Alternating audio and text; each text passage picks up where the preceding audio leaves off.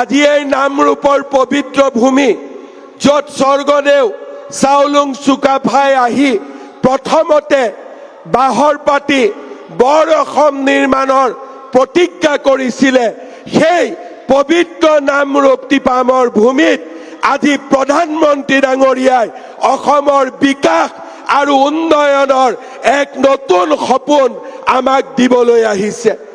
এয়া আমাৰ জাতিটোৰ বাবে গৌৰৱৰ বিষয়, এয়া অসমীয়াৰ বাবে গৌৰৱৰ বিষয়। মই পুনৰ এবাৰ কৃতজ্ঞ অসমীয়া জাতিৰ হৈ প্ৰধানমন্ত্ৰী ডাঙৰীয়াক ধন্যবাদ আৰু অভিনন্দন জনাইছো। 2021 চনৰ নিৰ্বাচনৰ প্ৰচাৰত মই যেতিয়া ইয়ালৈ আহিছিলো, তৰংগ গগৈ ডাঙৰীয়া আৰু আমাৰ ৰাইজে আমাক এটা কথাই কৈছিলে যে নামৰূপ মৃতপ্ৰায় হৈ গৈছে, নামৰূপক জীৱন্ত কৰিব লাগে, প্ৰাণৱন্ত কৰিব লাগে। নামৰূপৰ সাৰ কাৰখানাৰ 4ৰ্থ ইউনিট আৰম্ভ কৰিব লাগে। প্ৰধানমন্ত্ৰী নৰেন্দ্ৰ মোদী ডাঙৰীয়াক আমি নামৰূপৰ ৰাইজৰ আশা আৰু আকাংক্ষাৰ কথা অৱগত কৰিছিলো আৰু আমি তেখেতক কৈছিলো যে 5 লাখ মেট্ৰিক টনৰ এটা ইউৰিয়া উৎপাদনৰ প্ৰকল্প ভাৰত চৰকাৰে প্ৰস্তুত কৰিছিলে, তাক আপুনি অনুমোদন দিব লাগে।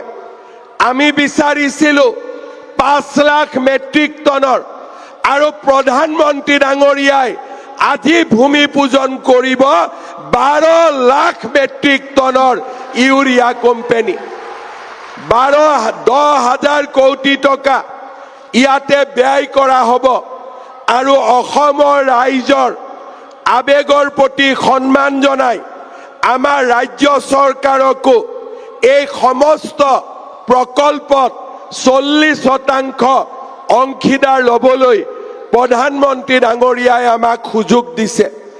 ইয়াৰ আগতে নুমলীগড় শোধানাগাৰতো 26% অংশীদাৰিত্ব ল'বলৈ প্ৰধানমন্ত্ৰী ডাঙৰীয়াই আমাক সুযোগ দিছিলে।